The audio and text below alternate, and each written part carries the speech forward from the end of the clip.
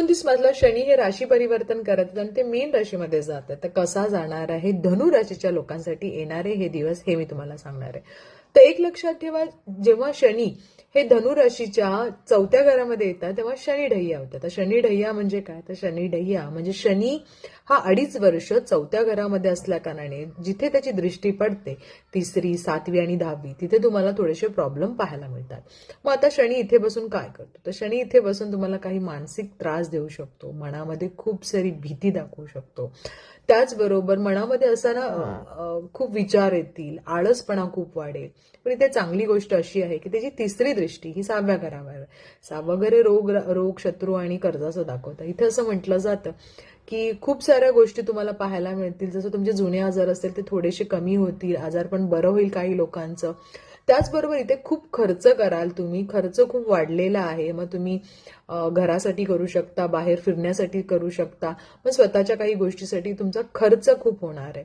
त्याचबरोबर आईच्या तब्येतीची काळजी घ्यायची आहे. मनामध्ये खूप सारे विचार होतील, कारण इथे एक लक्षात घ्या, गुरु सुद्धा जेव्हा 7व्या घरामध्ये येईल तेव्हा तुम्हाला असं पाहायला मिळेल की 10व्या दृष्टीकडे शनी बघत आहे. आणि तेव्हा गुरु स्ट्रॉंग नसल्या कारणाने मग इथं काय होऊन जातं की काही प्रॉब्लेम तुम्हाला पाहायला मिळतील. आता इथे मग असं काही गोष्टी होतील की तुम्हाला जॉब मध्ये काही पॉलिटिक्स होते असं वाटेल, किंवा तुम्हाला जॉब चेंजेस होतील, काही जणांची फील्ड चेंज होईल, काही जणांचा एखादं डिपार्टमेंट चेंज होईल.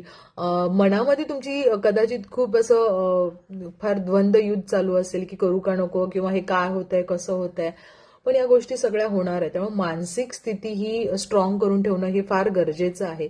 त्याचबरोबर इथे असं सांगण्यात येतं की शत्रू कोणीही असू देत, शत्रूचा नाश तर इथे होणारच आहे, पण तुम्ही मनामध्ये खूप जास्त अतिविचार केल्या कारणाने तुम्हाला असा त्रास होईल. त्याचबरोबर जे फार्मामध्ये काम करतात, मेडिकल फील्डमध्ये काम करतात, त्याचबरोबर जे वकील लॉ मध्ये काम करतात त्यांच्यासाठी नक्कीच चांगलं आहे. चांगल्या गोष्टी सुद्धा तुमच्यासाठी होईल. त्याचबरोबर ऑइल, पेंट या किंवा मिनरल्स ह्याच्यामध्ये जे काम करतात त्यांच्यासाठी सुद्धा बऱ्यापैकी चांगला असेल.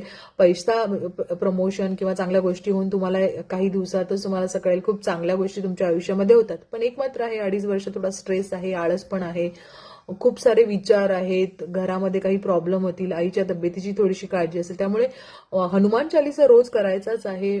शनी मंदिरात जाऊन तुम्ही तेलदान करू शकता, ओम नमः शिवायचा जप करू शकता. आणि खूपच त्रास झाला तर नक्कीच 7मुखी रुद्राक्ष घाला. मला कमेंट करा, आपल्याकडे आहे, आपण अवेलेबल करून देऊ. पण खूप जरा ज्यांना त्रास होतो त्यांनी नक्की घाला असं मी तुम्हाला सांगेन.